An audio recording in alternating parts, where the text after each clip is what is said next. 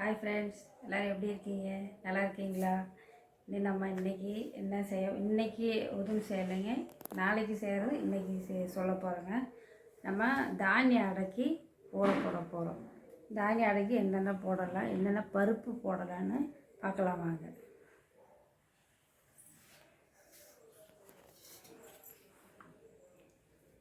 கோதுமை 3/4 டம்ளர் எடுத்திருக்கேன்.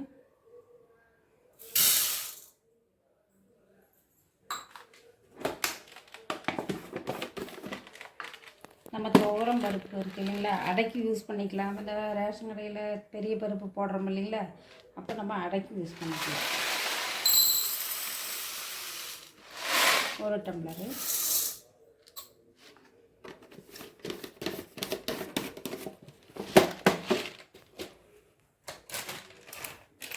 கடலைப்பருப்பு இது 1 டம்ளரு. அரிசி இது நம்ம 1 டம்ளரும் அரையும் போட்டு.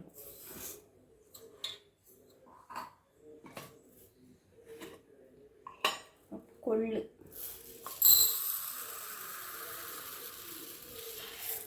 கொள்ளு 1 டம்ளர்.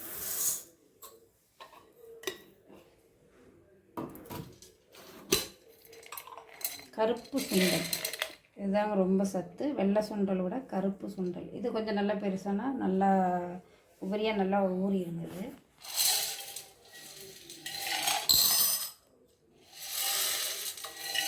இது 1 டம்ளர் போட்டிருக்கேன்.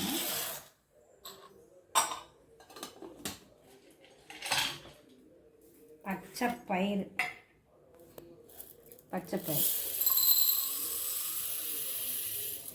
இது 1 டம்ளர்.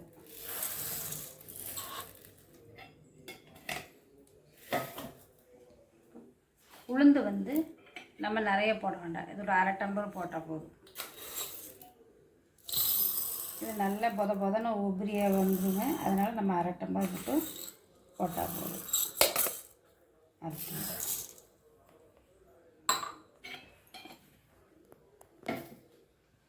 இப்போ எத்தனை பருப்பு நம்ம ஊற போட்டோம்? கோதுமை 2 3 4 5 6 7 பொருள் நம்ம இன்றைக்கி தானியம் அடக்கி போட்டிருக்கோங்க. அதனாடிக்கு அப்புறம் நம்ம இது நல்லா கிளம்பிட்டு நல்லா ஊற வைக்கும்போது இந்த காஞ்ச மிளகா வரமிளகா போட்டுக்கலாங்க. இதில் என்ன 3 4 ஒரு 8 மிளகா எடுத்துருக்கேன் நான். அப்புறம் நம்ம அரைக்க போகும்போது பச்சை மிளகாவும் சேர்த்திக்கலாம். அதனால் அரைக்கும்போது காட்டுறேங்க. இப்போ இது நம்ம நைட்டு ஊற வச்சாதான் காலையில் நல்லா ஊறி அரைச்சி காலையிலே நம்ம ஆட பார்த்துக்கலாம்.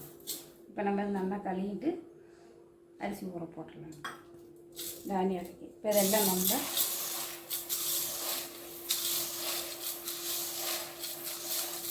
நல்லா கழுவி ஊற போட்டுக்கலாம்.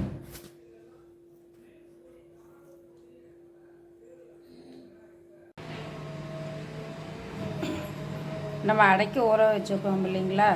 இப்போ நம்ம அடக்கி ஊற வச்சது வரமிளகா நல்லா ஊறிடுச்சு. பருப்பு நல்லா ஊறி வந்துருச்சு பாருங்கள். பருப்பு நல்லா ஊறி வந்துருச்சு.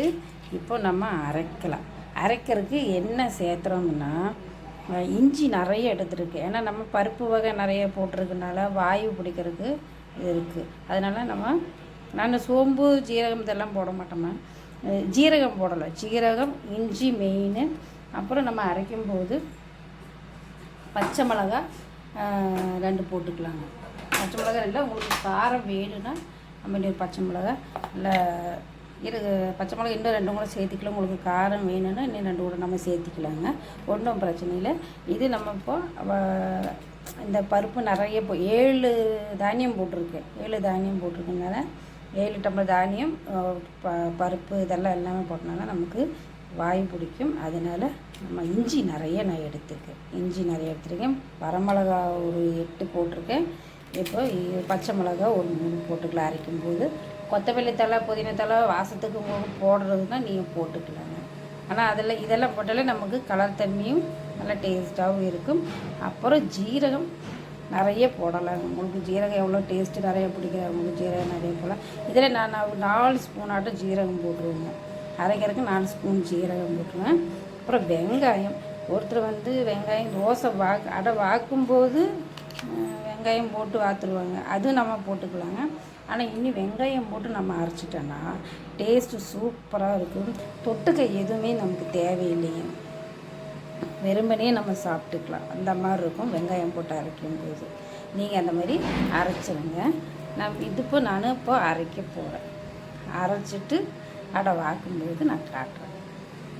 வெங்காயம் நான் ஒரு கப்பு வெங்காயம் எடுத்திருக்கேன், 7 டம்ளர் தானியம் எடுத்திருக்கேன், ஜீரகம், இஞ்சி, பச்சை மிளகாய், ஏற்கனவே இதில் வரமிளகா போட்டு, அப்புறம் நம்ம அரைக்கும்போது மாவு கலக்கும்போது நம்ம பெருங்காயத்தூள் போட்டுடலாங்க. பெருங்காயத்தூள் உப்பு போட்டு வேணுங்கிறது நம்ம உப்பு போட்டு கரைச்சிக்கலாங்க. இப்போ நம்ம அரைச்சிட்டு எல்லாத்துலேயும் உப்பு போட்டு எல்லாம் மிக்ஸ் பண்ணி வச்சுட்டோன்னா புளிச்சிடும். அதனால்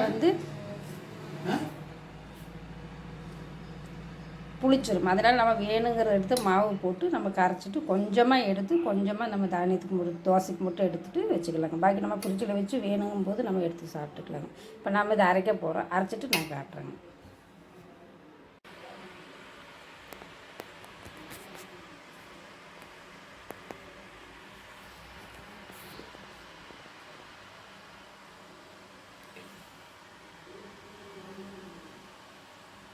நம்ம அடைக்கி ஊற வச்சோம் இல்லைங்களா, அடைக்கி ஊற வச்சது நல்லா ஊறிடுச்சு.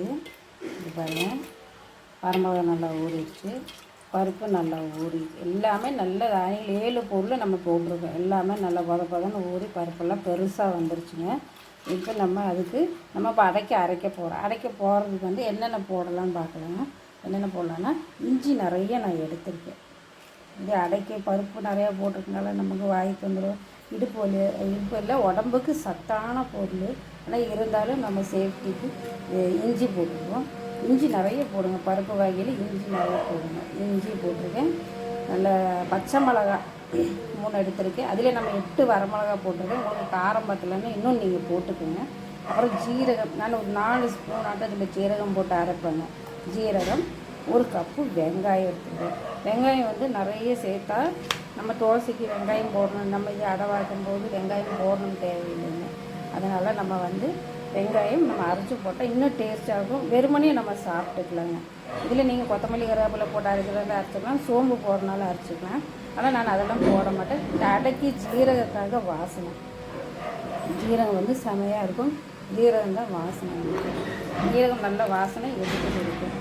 அதனால் நம்ம ஜீரகம் தான் வாசனை, நம்ம ஜீரகம் நல்லா எடுத்து கொடுக்கும். அதனால் நம்ம ஜீரகம் போட்டு எல்லாம் நம்ம அரைச்சிட்டு நம்ம காட்டணும். அரைச்சாலும் சரிங்க. நீங்கள் எல்லாத்துலேயும் உப்பு போட்டு எல்லா மாவுலையும் உப்பு போட்டு கலந்துக்க வேண்டாம். உப்பு நீங்கள் தேவையானது மட்டும் நம்ம மாவு எடுத்து உப்பு போட்டு கலந்து நம்ம வச்சுக்கலாம். பாக்கி அப்படியே ஃப்ரிட்ஜில் இருக்கும். ரொம்ப பிடிச்சாலும் இந்த மாவு டேஸ்ட் இருக்காது. ஒரு காப்பிக்குனாலும் நம்ம இந்த அடை வாத்து சாப்பிட்டுக்கலாம். அவ்வளோ ஒரு டேஸ்ட்டாக இருக்கும் இது அதனால் நீங்கள் உப்பு போடாமல் கொஞ்சமாக எடுத்து மட்டும் நம்ம செஞ்சு பாருங்கள். டேஸ்ட்டாக அருமையாக இருக்குங்க. நான் அரைச்சிட்டு இது காட்டுறேங்க. இப்போ நம்ம அடைக்க அரைச்சிட்டோம் இல்லைங்களா, நான் இப்படி கொஞ்சம் நைஸாக, ரொம்ப நைஸாகவும் இல்லாமல் பரபரன்னு இல்லாமல் ஓரளவுக்கு அரைச்சிட்டேன். இதில் நம்ம தண்ணி ஊற்றிட்டு கொஞ்சமாக கரைச்சி உங்களுக்கு வேணுங்கிறது போட்டுக்கலாம். இல்லைன்னா நம்ம அப்படியே கூட தோசை வாத்துக்கலாங்க. இப்போ நம்ம உப்பு போட்டு பாருங்கள், இந்த அளவுக்கு கையில் எடுத்துக்காட்டினாலும் தெரியும்.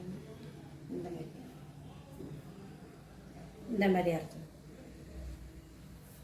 ஆனால் இதில் நீங்கள் நிறைய நம்ம பருப்பு வகை சேர்த்தனால ஜீரகம் நிறைய சேர்த்துருங்க. அது மாவு ரெடி ஆகிடுச்சு. நம்ம அடைக்கி இப்போ நம்ம புதினா சட்னிக்கு இது அடைக்கி தொட்டுக்கிறதுக்கு வேணும்னா புதினா சட்னி அரைக்கலாங்க. அது எப்படி நம்ம அரைக்கலாம், அடை சட்டி காய்ஞ்சிடுத்து.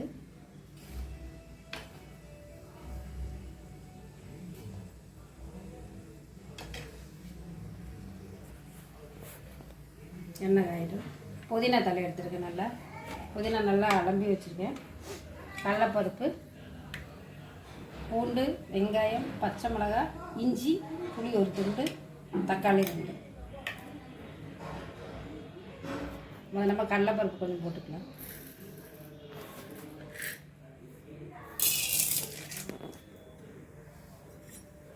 கொஞ்சம் ஓரளவுக்கு சிவக்கிற அளவுக்கு வச்சுக்கலாம்.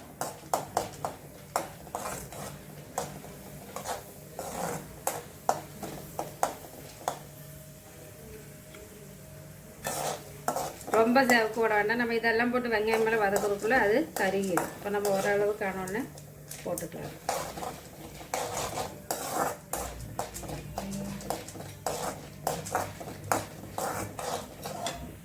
இந்த அளவுக்கு செவந்துருச்சுங்களா? நம்ம அடுப்பில் சிம்மில் வச்சு வெங்காயம் போட்டுக்கலாம். வெங்காயம் பச்சை மிளகாய் எல்லாமே போட்டுக்கலாம். பூண்டு,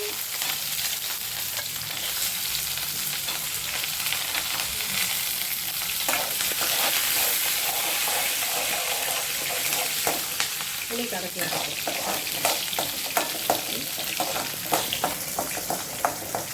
தக்காளியும் போட்டுக்கலாங்க. குறைச்சிக்கோங்க.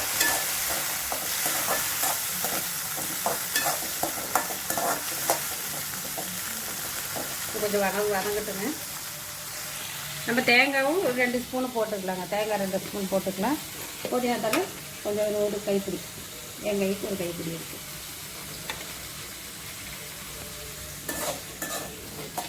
கொஞ்சம் வதங்கட்டுங்க. நம்ம தேங்காய் 2 ஸ்பூன் போட்டுக்கலாங்க.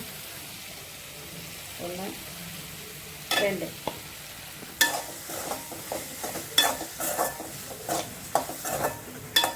தேங்காய் 2 ஸ்பூன் போட்டாச்சுங்க. இந்த புளி போட்டுக்கலாம். புளியும் போட்டுக்கலாம். புளி, உப்பு,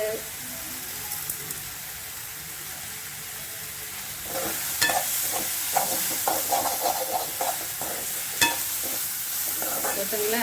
இப்போ புதினா தழை போட்டுக்கலாம். ஈஸியான சட்னி தாங்க அது.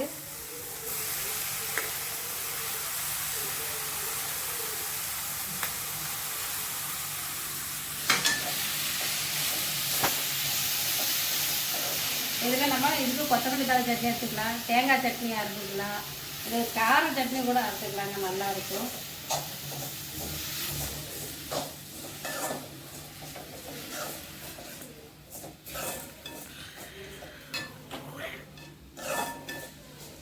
புதினா போட்ட உடனே வதங்கிட்டுங்க சுண்டி போயிடுச்சு. புதினா தழை நல்லா சுண்டிடுச்சு. போட்ட உடனே அதோட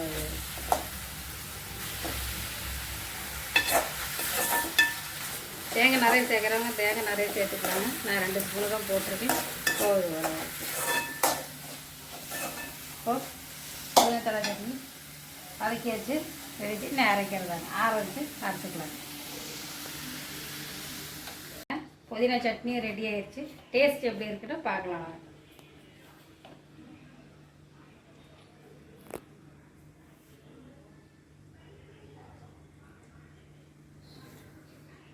சட்னிக்கும் அதுக்கு நல்லா டேஸ்ட்டுங்க.